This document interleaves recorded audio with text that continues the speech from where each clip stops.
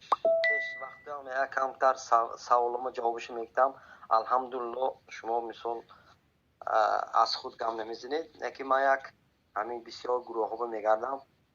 مثال من درویش میدارم، مثال با من این گروه ها با میدارم. من خواستم گم که همین نمیشد شما درویش یکون چی مصلحت کنید که همین باید دیگری دشمنی نشود. یعنی مثال عقیداتون یا که یکون نفهمی نشود. مقصد من همین.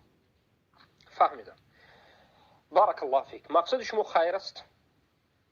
شما خیر میخواهید. شما هم از همین اختلاف های بین طالب علم و علما دلگیر شدگی هستید.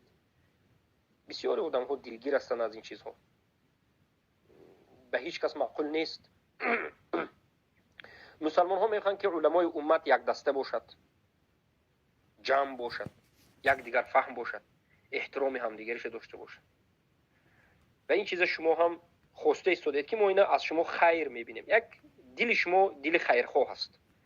عیناً همین سوال شما را سال 2017 یکی از برادرای نزدیکی که امروز من دارم عیناً همین سوال کرده بود.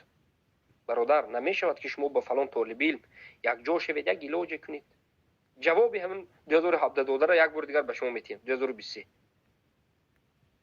که جمع ما در اساس قرآن و سنت و فهم سلف این امت است. و این جمع شوی را الله در قرآن بیان کرده است. اعوذ بالله من الشیطان الرجیم واعتصموا بحبل الله جميعا ولا تفرقوا. بحبل الله جميعا ولا تفرقوا. چند بزنید. همه شما ای مسلمان ها به حبل الله و تفریقه نکنید. ابن عباس رضی الله عنه میگن که حبل الله این نمین قرآن و سنت است با فهم سلفی امت. یعنی همه مسلمان ها مسئول هستند، مأمور هستند و الله برایشان فرض کرد که جماعت باشند، یک دسته باشند. تفریقه را الله حرام کرد و جماعت و وحدت داشتن را الله فرض کرد.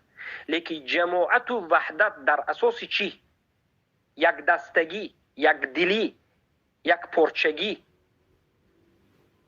محبت و احترام و همفکری در اساس چی؟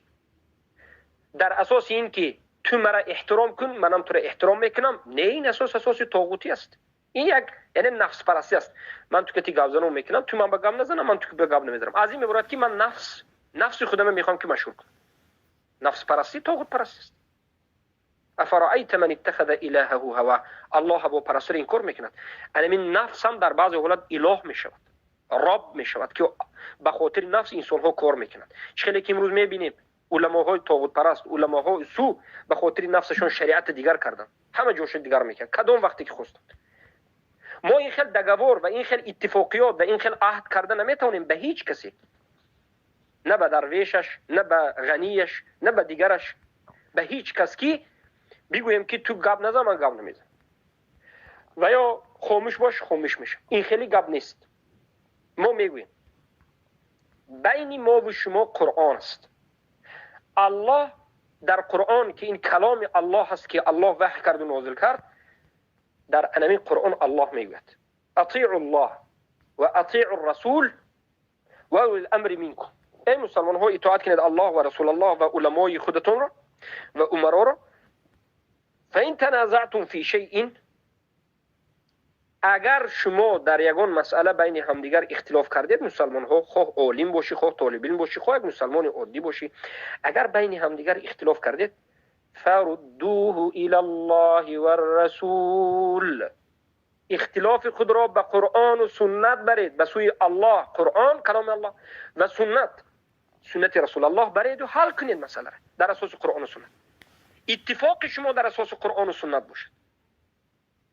ان کنتم تؤمنون بالله والیوم الاخر، اگر شما ایمان به الله داشته باشید، ایمان به رسول الله داشته باشید، انمین کار انجام دید، ذلك خیر، این برای شما بهترین خوبی است و نیکی است و احسن تعویل و بهترین بیان است. تعویل رو در اینجا علما بیان کرد.